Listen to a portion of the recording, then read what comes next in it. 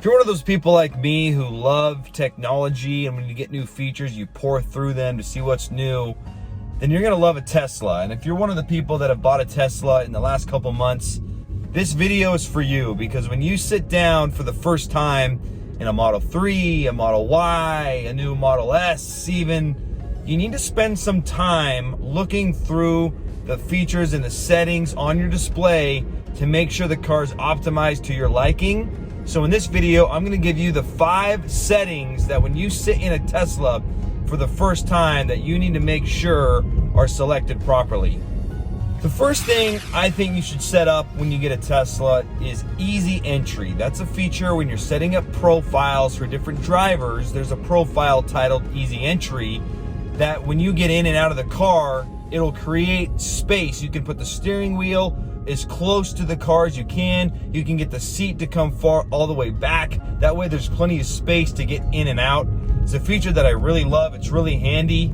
So make sure that you set up easy entry to your liking. That way it's easy to get in and out of the car.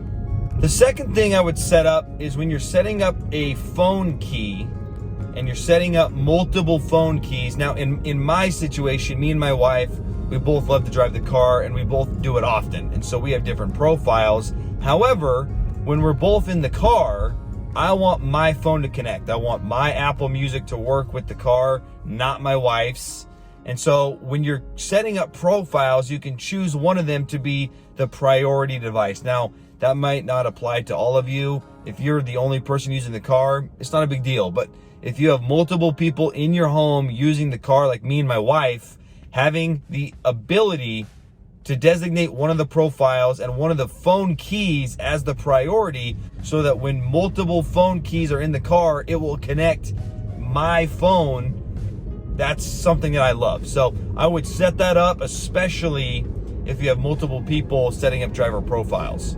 The third thing that I would go through and make sure it's set to your liking is in the controls under driving. And there's different acceleration modes, there's different steering modes, there's different stopping modes. And the stopping mode is the one that I think everyone should put on this specific mode, and that's hold mode. Now you can have it mimic regular car where you have to have your foot on the brake, and if not, it'll creep forward. I don't like that.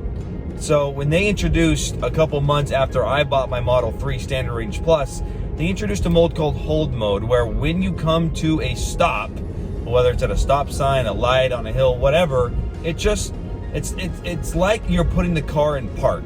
It just goes into what Tesla calls hold mode. I love it. I think you should absolutely do it. Make sure you have your regen braking at standard, and when you come to a stop, it just goes into hold mode. It is fantastic. I'm a big fan. The next feature is tweaking your autopilot settings. Now, what I mean by that is you can set a speed limit and you can offset that limit by a certain amount of miles per hour above the speed limit, or you can do a percentage. Now, I would recommend doing a percentage.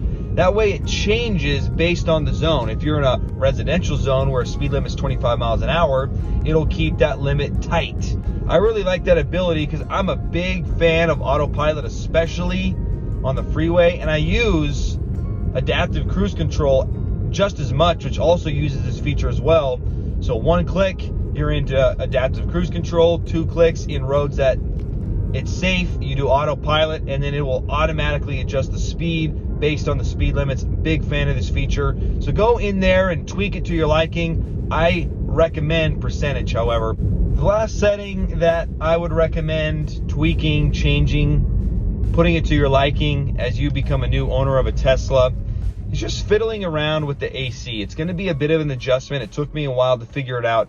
I would definitely separate the two. You can combine it to where whatever adjustment you make on the left will also happen on the right. And so it just takes a little bit of time. That's not something you want to do while you're driving the car because it is distracting.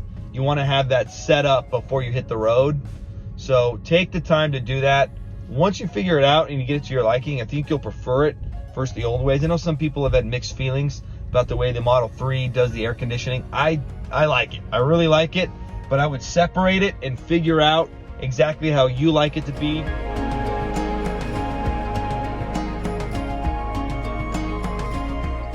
I know I originally said 5 features, but I'm going to give you a bonus honorable mention feature. And the reason I didn't put it in my top 5 is it's not that big of a deal. It's not going to change your life dramatically. But as I had my first kid a couple months back, I enabled this feature in the car, and I think it's made a good difference. And that's Joe's mode. You can find that down in safety and security. And down near the bottom, there's something called Joe mode. Now, what is Joe mode?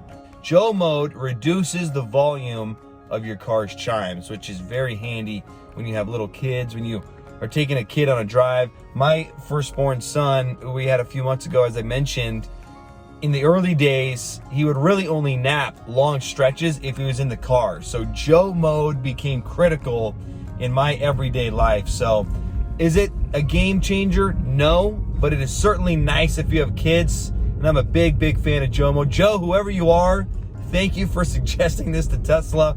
It's made a difference. Thanks for watching the video, guys. I appreciate it. Let me know if you have any questions, if there's any other types of videos you'd like to see from me in my Tesla Model 3 Standard Range Plus. I love making them, and I want to make this channel and this content useful for possible new Tesla owners or even existing Tesla owners who are just looking for a few tips or tricks or perspective on different features. So appreciate you guys, and especially those who have used my referral code. Thank you.